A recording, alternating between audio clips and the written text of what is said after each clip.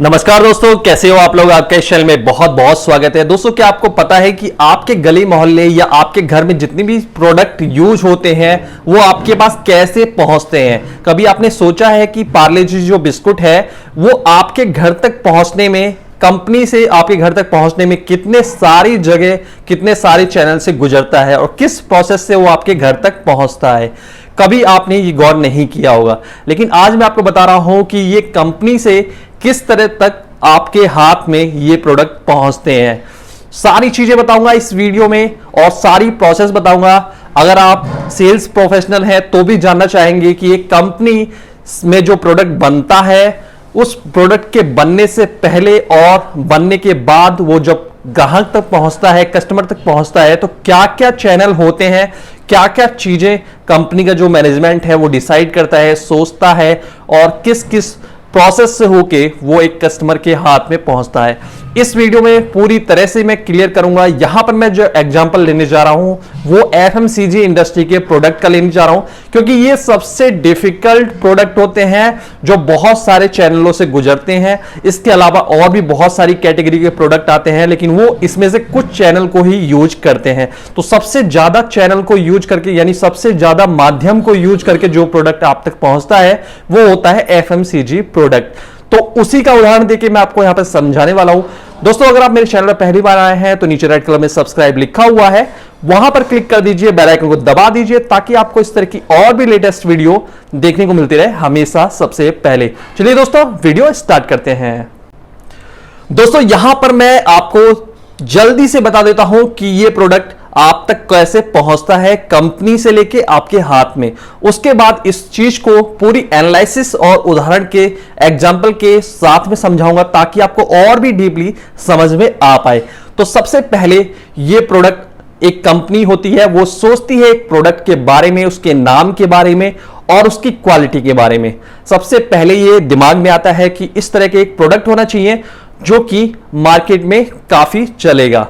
किसी कस्टमर को ध्यान में रखे, उसका रंग कैसा होना चाहिए, उसकी पैकेजिंग कैसी होनी चाहिए, इस चीज को ध्यान में रखे कंपनी उस प्रोडक्ट के बारे में सोचती है। उस प्रोडक्ट की एक कॉस्ट डिसाइड करती है, अनुमानित कॉस्ट डिसाइड करती है। उसके बाद वो कंपनी अगर बड़ी होती है तो उसकी जो और भी कंपनियां होती हैं उसी में उस प्रोडक्ट की मैन्युफैक्चरिंग यानी उस प्रोडक्ट का निर्माण होता है।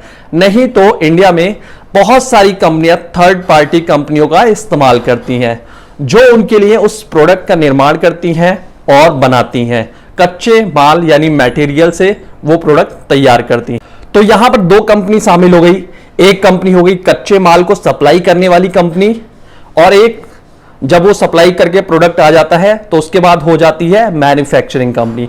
यहां से ये प्रोडक्ट बनता है, उसके बाद आ जाता है कंपनी के पास दोबारा लौट के, जिसमें कंपनी क्वालिटी टेस्ट करती है, सोचती है कि क्या यही प्रोडक्ट हमने डिसाइड किया था, इसी तरह का प्रोडक्ट हमने सोचा था कि मार्केट में जाएगा। जब उसको लगता है कि हाँ, थर्ड पार्टी कंपनी या उनकी कंपनी ने सही प्रोडक्ट बना दिया है, तो उसके बाद वो जब प्रोडक्ट तैयार हो जाता है, क्वालिटी चेक हो जाती है, तो वो प्रोडक्ट पूरी तरह से पैकिंग होके बिकने के लिए तैयार हो जाता है।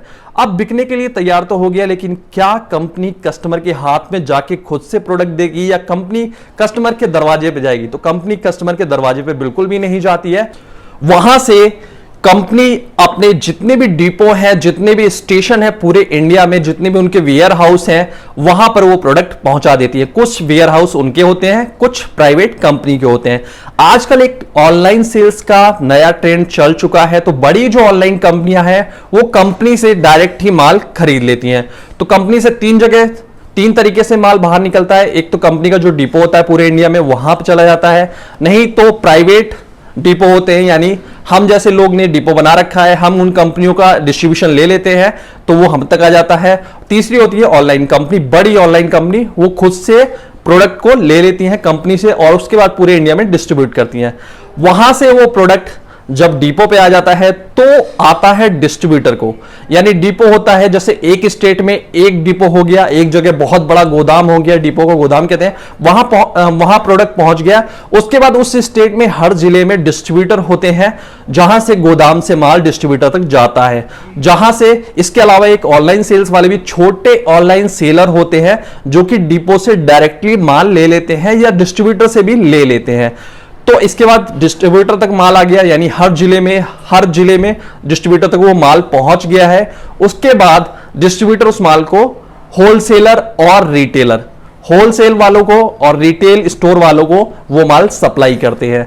उसके बाद वहां से जो होलसेलर होता है वो छोटे छोटे गांव देहात में, छोटी छोटी गलियों में, छोटी छोटी कॉलोनी में, जहां पर बड़े डिस्ट्रीब्यूटर नहीं जाते, तो वो होलसेलर वहां पे उन छोटी छोटी दुकानों को वो सामान देता है। गली मोहल्ले में, छोटी जगह पे, गांव देहात में जो छोटी दुकानें होती हैं वहां पर वो होलसेलर देता है, क्योंकि डायरेक्टली डिस्ट्रीब्यूटर नहीं देता। अब जब वो छोटी से छोटी दुकानों पे हो गया, तो आपने देखा कि पूरे इंडिया में एक तरह से जो कंपनी का प्रोडक्ट है वो हर एक दुकान पे पहुंच चुका है। इसके बाद हम होते हैं कस्टमर, हम सीधा जाते हैं दुकान पे, वो प्रोडक्ट खरीदते हैं, अच्छा लगता है तो उसको दोबारा भी खरीदते हैं, नहीं अच्छा लगता तो उसको रिजेक्ट कर देते हैं। इस तरह से कंपनी से जब एक माल निकलता है तो वो इस तरीके से इतने चैनल से होके हम तक पहुंचता है। अब इतने चैनल से पहुंचने के दौरान हर एक चैनल में थोड़ा थोड़ा मुनाफा बढ़ता जाता है, जिससे उस प्रोडक्ट की कॉस्ट बढ़ जाती है। अगर कंपनी से ₹1 का माल बना हुआ है, कंपनी उसे आगे बेचेगी ₹1.25 में, फिर उसके बाद डिस्ट्रीब्यूटर बेचेगा ₹1.5 में, तो कंपनी का जो प्राइस होता है वो ₹5 हो जाता है। तो बीच में 3-4 जो रुपए कंपनी का क्या प्रॉफिट हुआ, कंपनी ने आपसे ₹1 ही लिया, लेकिन ग्राहक की जेब से गए ₹5। तो बीच में जो 4 रुपए हैं वो कहां हुआ। इतने सारे जो चैनल हैं, इतने सारे जो लोग हैं वो भी प्रॉफिट कमाएंगे, तो ये धीरे धीरे उनके भी प्रॉफिट जोड़ के जो कंपनी का प्रोडक्ट का फाइनल प्राइस होता है वो हो जाता है ₹5। तो इस वीडियो में बस इतना ही। वीडियो अच्छी लगी है तो लाइक करिए, शेयर करिए, और चैनल को सब्सक्राइब नहीं किया है तो सब्सक्राइब जरूर करें दोस्तों।